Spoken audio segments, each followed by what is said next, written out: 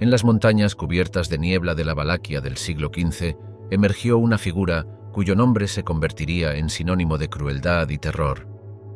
Vlad III Drácula, más infamemente conocido como Vlad el Empalador, ascendió al trono en el año 1456, dando inicio a una era de brutalidad sin precedentes que dejaría una marca indeleble en la historia europea. Su reputación era tal que el cronista italiano Antonio Bonfini escribió: «Era un hombre de una ferocidad increíble y una crueldad inaudita, un azote para toda la humanidad». Nacido en noviembre o diciembre del año 1431 en Sigisoara, Transilvania, Vlad fue el segundo hijo de Vlad II Drácul, miembro de la Orden del Dragón. Esta orden de caballería, dedicada a defender el cristianismo contra el Imperio Otomano, le daría su nombre a la familia. Drácula significa hijo del dragón. Pocos sabían entonces que el descendiente de este dragón traería fuego y terror a través de la tierra. La casa donde nació Vlad aún se encuentra en pie en la ciudadela de Sigisoara, marcada con una placa, y actualmente alberga un restaurante que sirve platos temáticos de Drácula. Los primeros años de Vlad estuvieron marcados por el tumulto y la tragedia. En el año 1442, él y su hermano menor, Radu, fueron enviados como rehenes a la corte otomana del sultán Murad II en Adrianópolis, actual Edirne, Turquía. Este período de cautiverio moldearía al joven príncipe, inculcándole un profundo odio hacia los otomanos y una implacable visión del poder. Fue durante este tiempo que Vlad probablemente aprendió el cruel método del empalamiento de sus captores otomanos. Al regresar a Valaquia, en el año 1448, Vlad encontró a su padre y su hermano mayor asesinados, víctimas de una conspiración de los boyardos valacos. Su padre, Vlad II, había sido enterrado vivo por los boyardos de Targoviste, mientras que su hermano mayor, Mircea, fue cegado con hierros al rojo vivo y también enterrado vivo. Tomando el trono en el año 1456, Vlad inició un reinado que se haría legendario por su brutalidad. Su método de ejecución preferido, el empalamiento, le ganó su macabro apodo. Esta horrífica práctica consistía en forzar a las víctimas a ser ensartadas en estacas de madera afiladas, a menudo dispuestas en círculos concéntricos alrededor de ciudades o en laderas. La agonía podía durar días, con algunos relatos describiendo víctimas que agonizaban durante semanas antes de sucumbir a sus heridas. Vlad era conocido por variar la altura de las estacas según el rango o el crimen de la víctima, creando un macabro bosque de sufrimiento. Incluso mandaba laquear y redondear las estacas para evitar que las víctimas se deslizaran demasiado rápido, prolongando así su agonía. Uno de los incidentes más infames ocurrió en el día de San Bartolomé, el 24 de abril del año 1459, cuando Vlad invitó a cientos de boyardos y sus familias a un banquete de Pascua en Targoviste. Estos nobles, a quienes sospechaba de deslealtad, fueron empalados en el acto. El número exacto de víctimas es disputado, pero algunos cronicones lo sitúan en alrededor de 500. Vlad luego obligó a la nobleza sobreviviente a marchar 80 kilómetros hasta Poenari, donde los puso a trabajar en la reconstrucción de un antiguo castillo en la cima de una montaña que se convertiría en uno de sus bastiones. Esta fortaleza, ahora conocida como el Castillo de Poenari, todavía se alza hoy sobre un acantilado con vista al río Arges, como testamento de la paranoia y crueldad de Vlad. El sadismo de Vlad no conocía límites. En el año 1462, supuestamente clavó los turbantes de los emisarios turcos a sus cabezas cuando se negaron a quitárselos en su presencia, citando costumbres religiosas. Este acto de sacrilegio y crueldad fue un claro mensaje para el sultán otomano Mehmed II. Vlad no se inclinaría ante nadie. Según el historiador griego Laonikos Chalkokondailes, Vlad justificó esta acción diciendo: «He hecho esto para que aprendan a mantener sus costumbres incluso cuando vayan a países extranjeros». La magnitud de las atrocidades de Vlad es asombrosa. Informes contemporáneos afirman que empaló a 20.000 personas fuera de la ciudad de Brasov en el año 1460. Aunque este número podría estar exagerado, refleja el terror que inspiraba. Un panfleto alemán de 1521 describe cómo Vlad ordenó el empalamiento de 600 comerciantes transilvanos en un solo día, cuyos cuerpos fueron dejados para pudrirse al sol. Este evento fue probablemente en represalia por el apoyo de Brasov a su rival, Dan III, y para castigar a los comerciantes por la explotación económica percibida de Valaquia. Sin embargo, la crueldad de Vlad no carecía de propósito. Su reinado coincidió con la expansión del Imperio Otomano en Europa, y él se veía a sí mismo como un baluarte contra el avance islámico. En el año 1462, cuando el sultán Mehmed II lideró una fuerza invasora masiva de 150.000 hombres en Valaquia, Vlad empleó tácticas de tierra quemada y guerra de guerrillas. Envenenó pozos, quemó cultivos y llevó a cabo incursiones nocturnas que sembraron confusión y terror entre las filas otomanas. Una de esas incursiones, conocida como el ataque nocturno, tuvo lugar el 17 de junio de 1462. Vlad, disfrazado de soldado turco, lideró una pequeña fuerza en el campamento otomano, llegando casi hasta la tienda del sultán antes de ser repelido. La culminación de esta campaña fue el infame Bosque de los Empalados. A medida que el ejército otomano se acercaba a Targoviste, se enfrentaron a un bosque de 20.000 cadáveres empalados que se extendía por kilómetros. La vista era tan horrorosa que se dice que Mehmed II, el conquistador de Constantinopla, retrocedió con disgusto.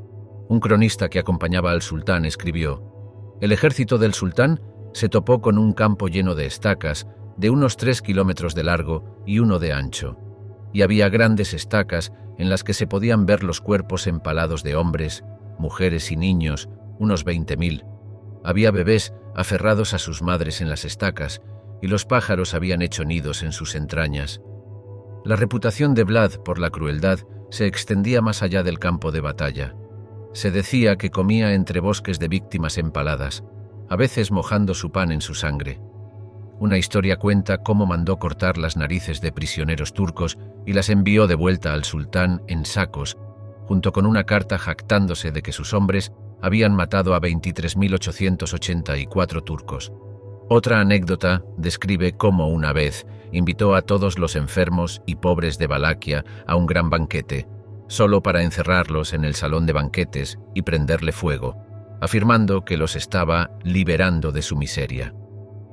A pesar de su brutalidad, o quizás debido a ella, Vlad mantenía un semblante de orden en su reino. Era conocido por su estricta aplicación de la honestidad y la castidad.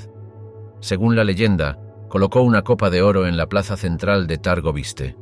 La copa permaneció intacta durante todo su reinado, ya que los ladrones temían las consecuencias de robarla.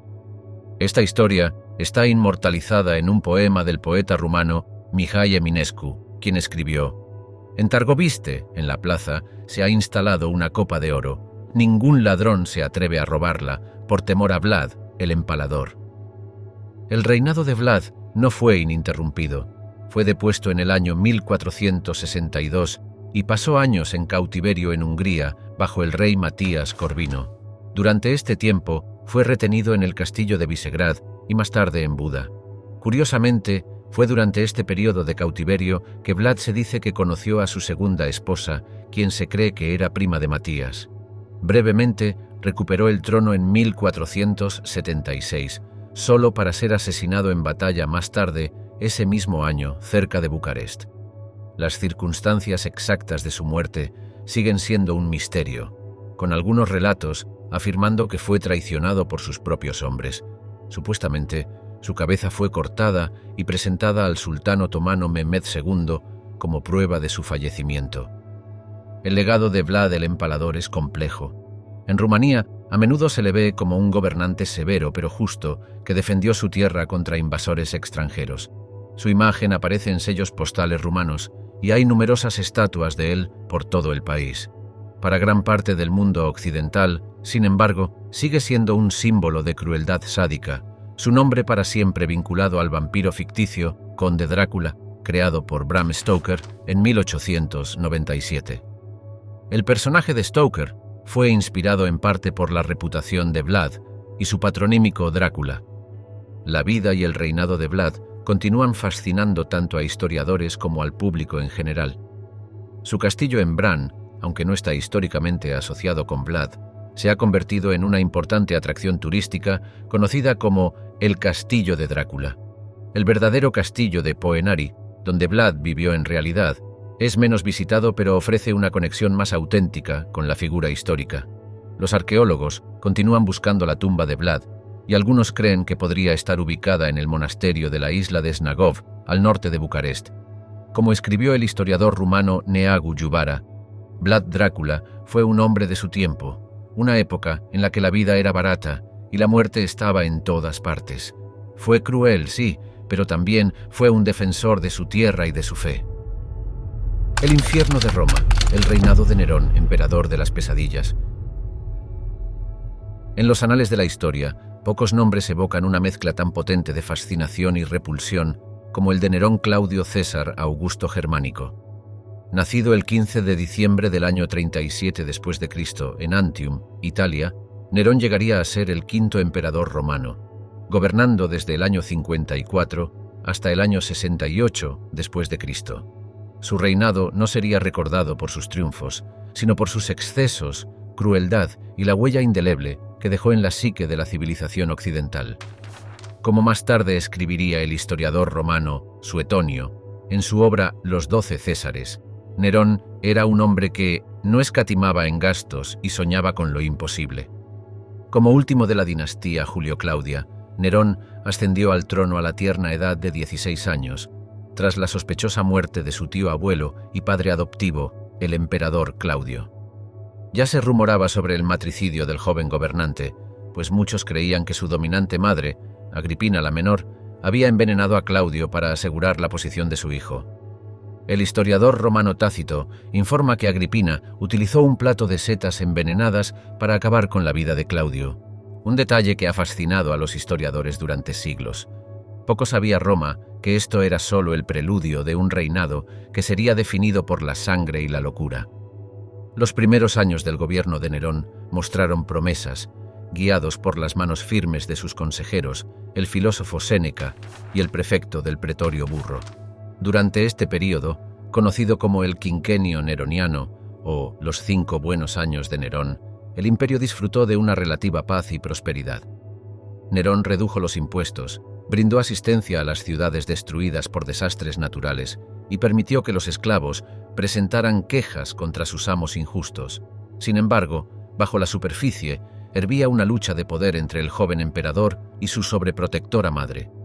En el año 59 después de Cristo, esta tensión alcanzó su clímax horroroso cuando Nerón ordenó el asesinato de Agripina. El historiador romano Tácito relata vívidamente el fallido intento de hundir su barco en la bahía de Nápoles, seguido de su brutal asesinato a manos de los hombres de Nerón. Mientras se enfrentaba a sus asesinos, se dice que Agripina gritó: «Golpead mi vientre», la misma parte del cuerpo que había dado a luz a su hijo asesino. Este matricidio conmocionó incluso las endurecidas sensibilidades de la antigua Roma y marcó un punto de inflexión en el reinado de Nerón. Con las ataduras de la influencia de su madre rotas, el reinado de Nerón tomó un giro oscuro. Se entregó a espectáculos extravagantes, banquetes lujosos y actividades artísticas, a menudo a expensas de los asuntos de Estado. El emperador se consideraba un gran artista, obligando a las audiencias a soportar recitales de horas de duración de su poesía y actuaciones musicales. Aquellos que se quedaban dormidos o intentaban irse eran severamente castigados, con informes de soldados sellando las puertas para atrapar a los espectadores dentro. Suetonio cuenta que las mujeres en la audiencia daban a luz y los hombres fingían estar muertos para escapar de estas tediosas actuaciones. Las ilusiones artísticas de Nerón alcanzaron su cenit cuando compitió en los Juegos Olímpicos del año 67 después de Cristo, sobornando a los oficiales para posponer los Juegos un año, de modo que pudiera participar. A pesar de caerse de su carro y no terminar la carrera, a Nerón se le otorgó la corona de la victoria en todos los eventos en los que participó. Pero fue en la noche del 18 de julio del año 64 después de Cristo cuando el nombre de Nerón quedaría para siempre grabado en la infamia. Un gran incendio estalló en Roma, ardiendo durante 6 días y 7 noches, reduciendo gran parte de la ciudad a cenizas. El fuego comenzó en los comercios alrededor del Circo Máximo y se extendió rápidamente, destruyendo 3 de los 14 distritos de Roma y dañando gravemente 7 más. Aunque Nerón estaba en Antium al inicio del incendio, pronto se propagaron rumores de que había ordenado la conflagración para despejar espacio para sus grandiosos proyectos arquitectónicos. La imagen de Nerón tocando su lira mientras Roma ardía, aunque probablemente apócrifa, capturó la imaginación del público y ha perdurado como símbolo de su insensibilidad. Algunos relatos incluso sugieren que Nerón observó el incendio desde la torre de Mecenas, recitando su poema sobre la caída de Troya. El poeta romano Juvenal escribió sarcásticamente más tarde: ¿quién no querría escribir sátiras al enfrentarse a una ciudad como esta? Tras el incendio, Nerón lanzó un programa masivo de reconstrucción que incluía la construcción de su opulenta Domus Aurea, o Casa Dorada. Este vasto complejo palaciego cubría casi 200 hectáreas y contaba con techos dorados, piedras preciosas e incluso una estatua de 120 pies de altura del propio emperador, conocida como el Coloso de Nerón. El comedor giratorio, que rociaba constantemente a los invitados con perfume y pétalos de flores, se volvió legendario. Para financiar esta extravagancia, Nerón devaluó la moneda romana y aumentó los impuestos, lo que agravó aún más a una población ya agobiada. El filósofo Séneca comentó: roba, saquea, despoja, no se niega nada a sí mismo, nada se rechaza, nada se perdona. Buscando un chivo expiatorio para el incendio, Nerón dirigió su ira hacia la comunidad cristiana de la ciudad.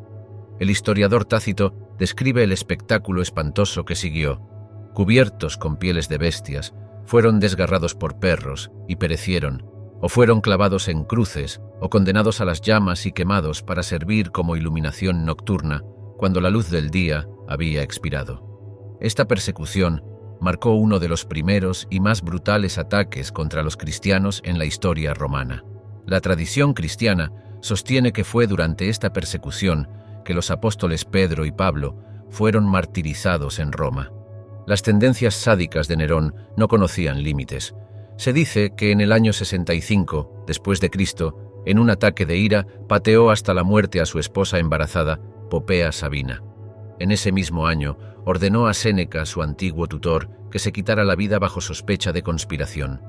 El filósofo, obligado a abrirse las venas, enfrentó la muerte con una calma estoica, consolando a sus amigos llorosos con las palabras: ¿qué necesidad hay de llorar por partes de la vida?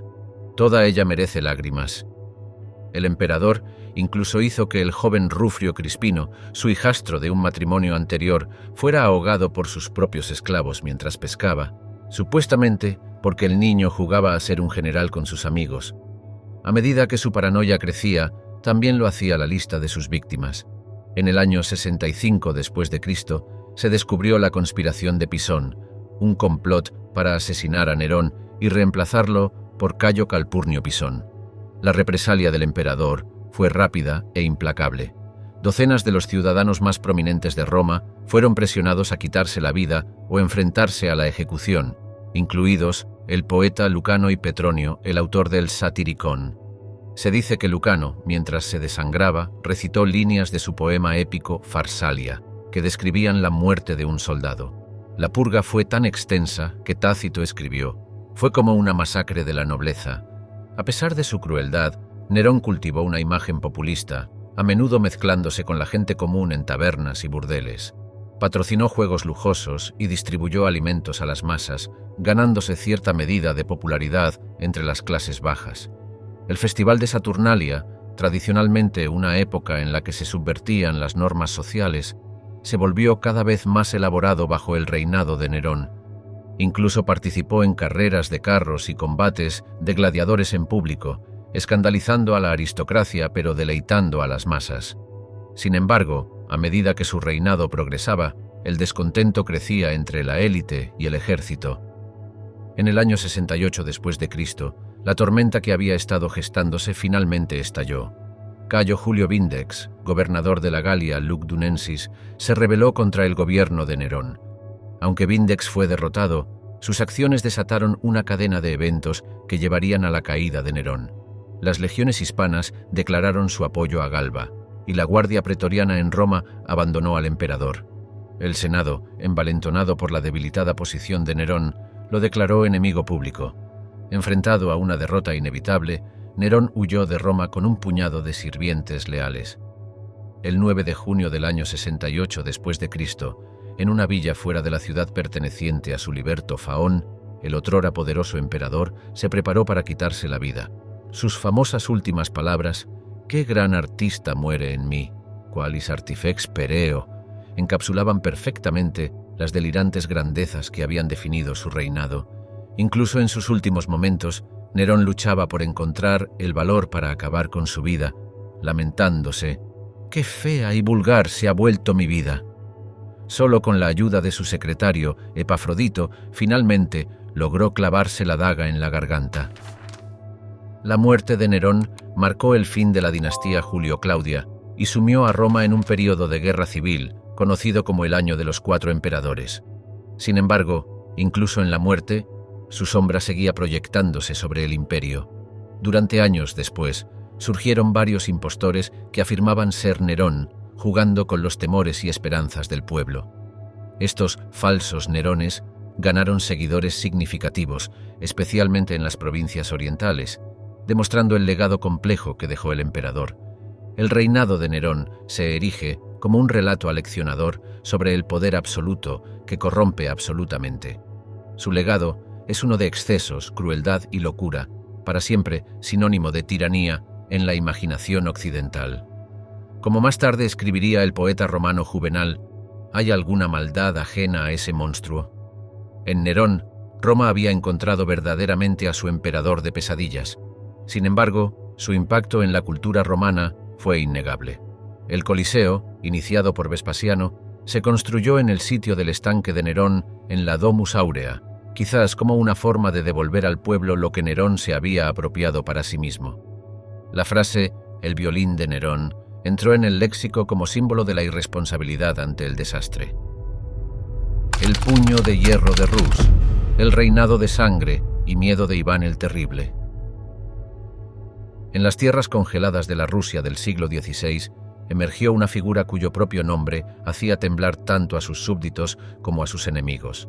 Iván IV Vasilievich, conocido en la historia como Iván el Terrible, ascendió al trono en el año 1547, dando comienzo a una era de brutalidad y paranoia sin precedentes, que alteraría para siempre el curso de la historia rusa. Como escribiría más tarde el historiador ruso Nikolai Karamzin, el nombre de Iván el Terrible se congelaba en los labios de la gente.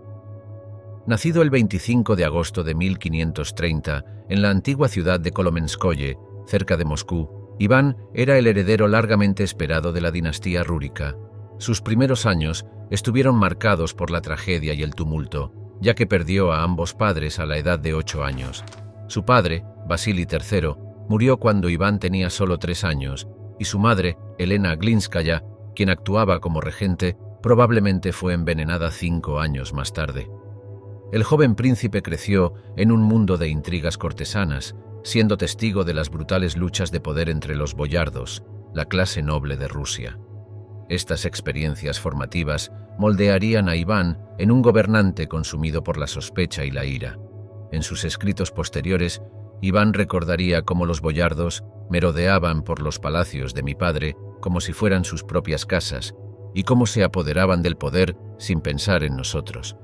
A la temprana edad de 16 años, Iván fue coronado zar de todas las Rusias el 16 de enero de 1547 en la Catedral de la Dormición del Kremlin de Moscú. Fue el primer gobernante en reclamar este majestuoso título, que derivaba del latín César.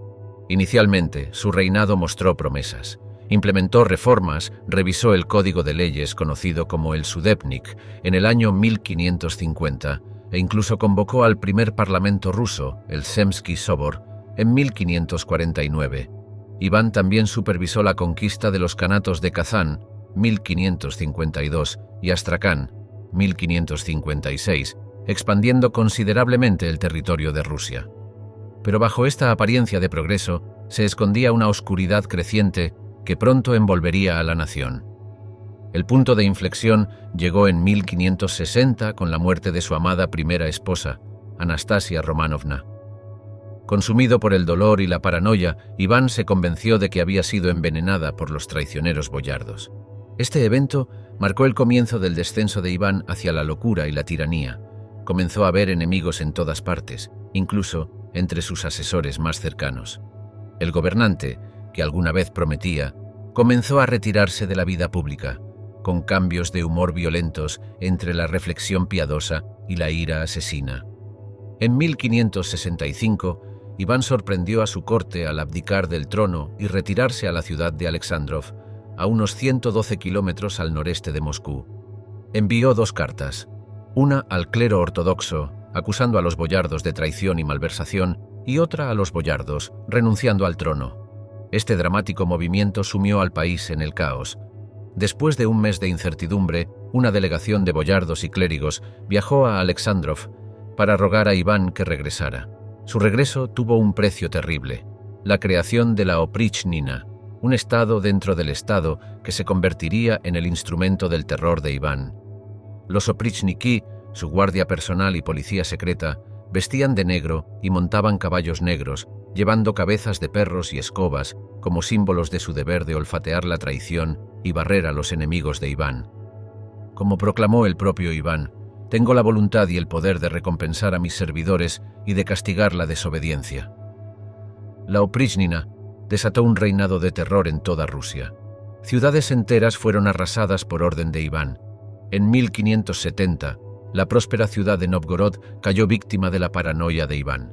Sospechando que la ciudad planeaba pasarse a Polonia-Lituania, Iván lideró a sus oprichniki en una campaña de 6 semanas de duración. Los relatos contemporáneos hablan de hasta 60.000 personas masacradas, con sus cuerpos atascando el río Voljov. El arzobispo de Novgorod, Pimen, fue cosido en una piel de oso y cazado hasta la muerte por los perros de Iván.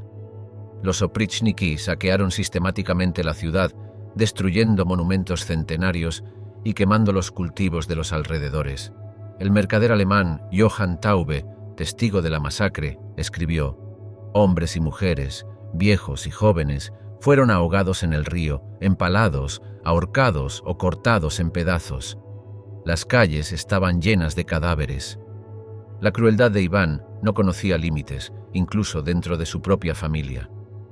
En un ataque de ira en noviembre de 1581, golpeó a su nuera embarazada, Elena Sheremeteva, provocando que abortara. Cuando su hijo y heredero, Iván Ivanovich, lo confrontó por esto, el zar se enfureció y lo golpeó en la cabeza con su bastón de hierro, causando una herida mortal. Mientras su hijo agonizaba, Iván supuestamente gritó angustiado: «¡Que sea maldito! ¡He matado a mi hijo! ¡He matado a mi hijo!». Este acto de filicidio perseguiría a Iván por el resto de sus días y dejaría a Rusia sumida en una crisis de sucesión. El famoso cuadro del siglo XIX de Ilya Repin, Iván el Terrible y su hijo Iván, captura este trágico momento, mostrando el horror y el remordimiento en el rostro de Iván mientras sostiene a su hijo moribundo. Las tendencias sádicas del zar se extendían a formas elaboradas y horribles de ejecución. Uno de sus métodos favoritos era hacer hervir vivos a sus víctimas en grandes calderos. Otros eran empalados, ahorcados, decapitados o descuartizados por caballos salvajes. En un incidente particularmente espantoso, Iván supuestamente mandó quemar vivo a un embajador francés dentro de una jaula de hierro por negarse a quitarse el sombrero en presencia del zar. Iván era conocido por disfrutar personalmente de idear nuevos métodos de tortura. Supuestamente ordenó que los pies del príncipe Mijaíl Repnin fueran clavados al suelo de madera antes de ser despedazado por negarse a participar en una de las borracheras de Iván. La vida personal de Iván fue tan tumultuosa como su reinado. Tuvo 7 esposas, aunque solo las 3 primeras fueron reconocidas por la Iglesia Ortodoxa. Sus matrimonios posteriores fueron considerados ilegítimos, y algunas de sus esposas encontraron misteriosas y prematuras muertes. Una, María Dolgorúkaya, supuestamente fue ahogada al día siguiente de su boda cuando Iván la acusó de no ser virgen. Otra, Vasilisa Melentieva, se dice que fue enterrada viva cuando Iván la sorprendió con un amante. La historia matrimonial del zar fue tan notoria que inspiró el proverbio ruso: «Con Iván necesitas una esposa nueva cada año. A pesar de su reputación de crueldad, Iván también era conocido por su inteligencia y devoción religiosa. Reunió una de las bibliotecas más grandes de Europa, con más de 800 volúmenes, una colección notable para la época. Fue un prolífico escritor, componiendo tratados teológicos y cartas mordaces. En 1570, mantuvo un famoso debate teológico con el reformador protestante Jan Rokita, demostrando su profundo conocimiento de la doctrina ortodoxa. En momentos de remordimiento, Iván rezaba durante horas e incluso consideró abdicar para convertirse en monje. Fundó la famosa Catedral de San Basilio en Moscú, con sus distintivas cúpulas coloridas en forma de cebolla, para conmemorar su conquista de Kazán. A medida que el reinado de Iván llegaba a su fin, Rusia era una tierra devastada por la guerra, el hambre y la opresión. El otrora poderoso reino había sido llevado a sus rodillas por la paranoia y brutalidad de su propio gobernante. La Guerra de Livonia, 1558 a 1583, que Iván había iniciado en un intento por obtener acceso al mar Báltico, terminó en derrota y pérdida de territorio. La Oprichnina había diezmado la aristocracia y la economía del país. Iván murió el 18 de marzo de 1584 mientras jugaba ajedrez. La leyenda dice que cuando alcanzó la pieza del rey, se desplomó, pronunciando sus últimas palabras: «Estoy herido. Llamen a los monjes». Su muerte sumió a Rusia en el período de los problemas, una época de crisis dinástica e invasiones extranjeras. El legado de Iván el Terrible es complejo. Aunque sentó las bases del Imperio ruso, su reinado estuvo marcado por una crueldad inimaginable y la casi destrucción de su propio reino. Centralizó el poder en manos del zar, un modelo que seguirían los futuros autócratas rusos. La sombra del terror de Iván se cerniría sobre la historia rusa, influyendo en líderes futuros, desde Pedro el Grande hasta José Stalin. Como escribió el historiador Robert Payne, Iván el Terrible se alza al principio de la historia de Rusia como un coloso del mal, dominando el futuro. La corona del tirano, el reinado de terror del rey Juan en la Inglaterra medieval. En los anales de la historia inglesa, pocos monarcas han dejado un legado tan oscuro y controvertido como el del rey Juan. Nacido el 24 de diciembre del año 1166 en el Palacio de Beaumont, en Oxford, Juan llegaría a gobernar Inglaterra desde el año 1199 hasta el año 1216, dejando un rastro de crueldad, traición e incompetencia que empañaría para siempre la corona que portaba. Como lo expresó acertadamente el historiador C. Warren Hollister, en toda la historia inglesa no hay figura más problemática de definir que el rey Juan. El hijo más joven de Enrique II y Leonor de Aquitania, Juan nunca fue destinado a heredar el trono. Apodado sin tierra debido a su falta inicial de territorios, demostraría ser un rey que no solo carecía de tierras, sino también de la lealtad de sus súbditos y del respeto de sus pares. Este apodo le fue otorgado por su padre, quien ya había distribuido vastas tierras entre los hermanos mayores de Juan. Poco sabía Enrique II que su hijo menor, un día, gobernaría un imperio que se extendía desde las fronteras escocesas hasta los Pirineos. La ascensión de Juan al trono en el año 1199 estuvo marcada por una controversia inmediata. Su hermano mayor, Ricardo Corazón de León, había muerto sin un heredero legítimo, pero había otro reclamante al trono, el joven sobrino de Juan, Arturo de Bretaña. Juan se movió rápidamente para asegurar su posición, pero la sombra de Arturo perseguiría su reinado y conduciría a uno de los episodios más espeluznantes de su gobierno. La crisis de sucesión se complicó aún más por el hecho de que Arturo contaba con el apoyo de Felipe II de Francia, lo que preparó el escenario para un conflicto que definiría gran parte del reinado de Juan. En el año 1202, Juan capturó al joven Arturo de 16 años durante un asedio en el castillo de Mirebeau, en Poitou. Lo que sucedió después ha sido objeto de especulación y horror durante siglos. Según los cronistas contemporáneos, Juan, en un arranque de furia embriagada, asesinó a Arturo con sus propias manos. El monje Ralph de Coggeshall escribió que Juan capturó a Arturo y lo mató con su propia mano. Algunos relatos incluso sugieren que Juan ató piedras al cuerpo de Arturo y lo arrojó al Sena. El cronista Guillermo de Neuburg agregó un detalle particularmente macabro, afirmando que Juan hizo que le sacaran los ojos a Arturo antes de su asesinato. La desaparición de Arturo sigue siendo uno de los grandes misterios sin resolver de la historia medieval, pero consolidó la reputación de Juan por su crueldad. Como escribiría más tarde Shakespeare en su obra El rey Juan, poniendo palabras en boca de un personaje que habla del rey. El dedo ensangrentado de su poder mancha la belleza de tu paz. La crueldad de Juan no se reservaba solo para sus rivales. Era conocido por su trato caprichoso y a menudo sádico hacia sus súbditos. En el año 1210 ordenó que 28 rehenes galeses, hijos de familias nobles, fueran ahorcados en el castillo de Nottingham. Eran niños, algunos de tan solo 12 años, que habían sido entregados como garantía de buen comportamiento. Su ejecución fue una violación impactante de las costumbres medievales y una clara demostración del desprecio de Juan por las normas de la caballería y el honor. El poeta galés Llywelyn ap Llywelyn, también conocido como Prydydd y Moch, lamentó esta atrocidad en sus versos, avivando aún más el resentimiento galés contra el dominio inglés. Los apetitos del rey eran tan infames como su crueldad. Era conocido por su glotonería y su lujuria insaciable. Las crónicas de la época describen cómo arrebataba esposas e hijas de los hombres para su placer. Un incidente particularmente notorio involucró a Matilde de Braose, la esposa de uno de sus varones. Cuando su esposo, Guillermo de Braose, cayó en desgracia, Juan hizo encarcelar a Matilde y a su hijo mayor en el castillo de Corfe, en Dorset.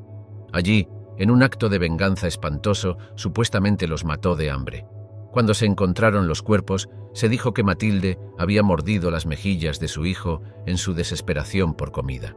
Este incidente, registrado en los anales de la abadía de Margam, conmocionó incluso a los contemporáneos de Juan y contribuyó a la revuelta baronial que eventualmente conduciría a la Carta Magna.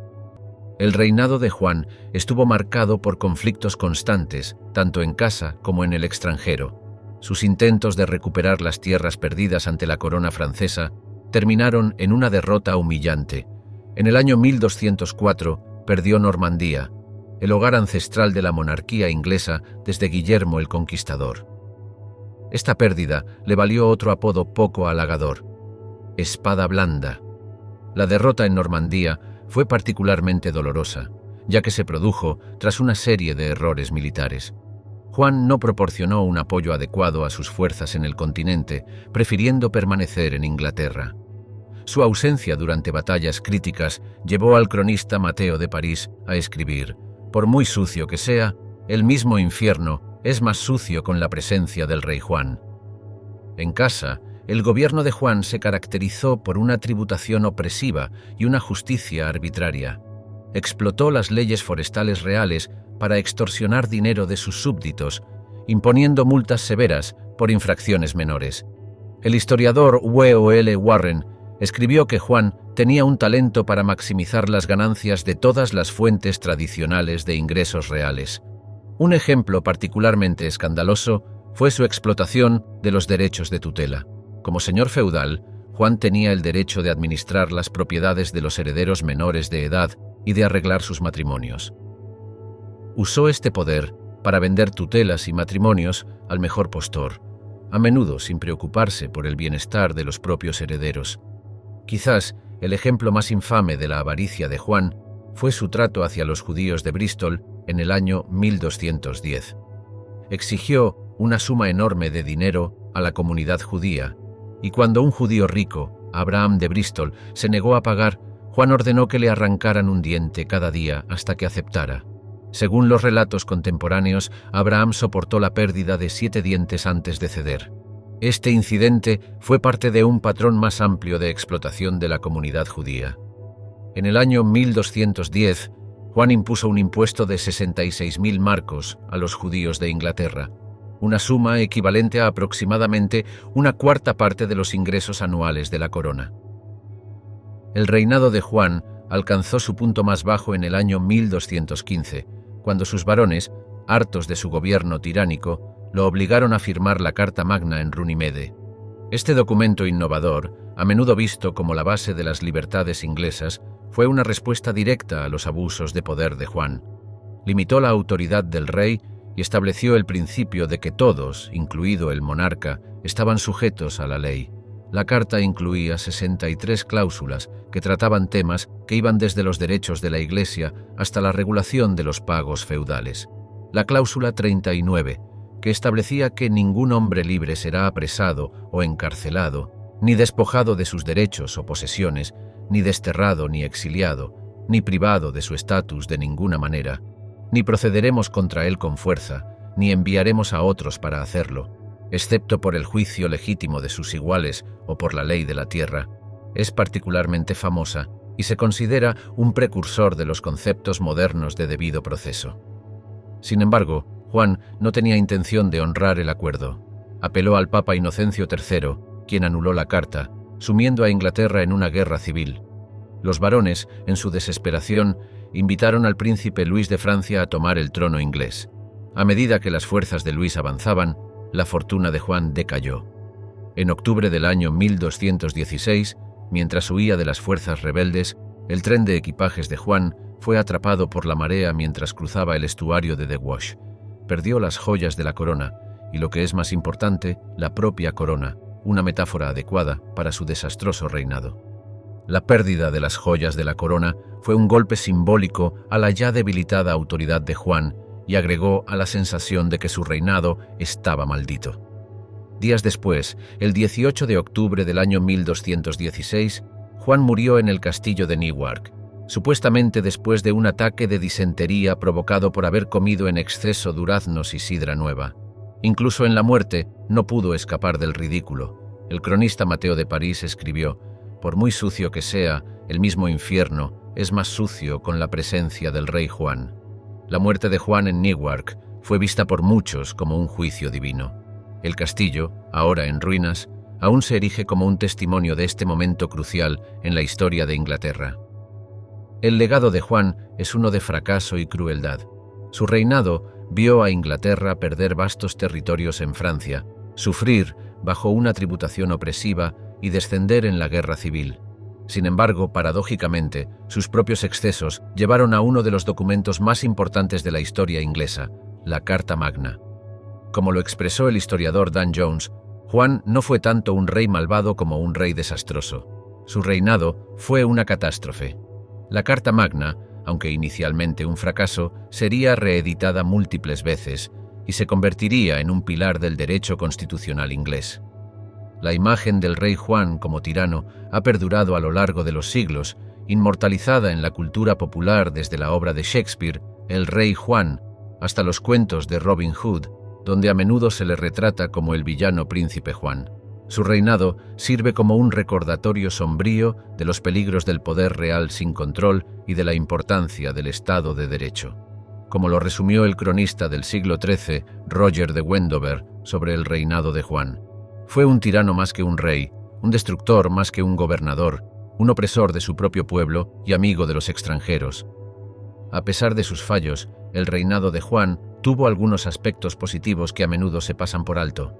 Fue un administrador competente e introdujo varias innovaciones en el gobierno real, incluyendo el uso de los rollos de tubería para registrar las finanzas reales. También estableció el puerto de Liverpool en el año 1207, otorgándole una carta real. Sin embargo, estas acciones a menudo son eclipsadas por sus hechos más notorios. Al cerrar este capítulo de la historia, reflexionemos sobre el oscuro tapiz tejido por algunos de los gobernantes más notorios de la humanidad. Desde el bosque de estacas de Vlad el Empalador en el siglo XV en Valaquia, hasta el violín de Nerón resonando en una Roma en llamas en el año 64 después de Cristo, estos tiranos han dejado marcas indelebles en nuestra memoria colectiva.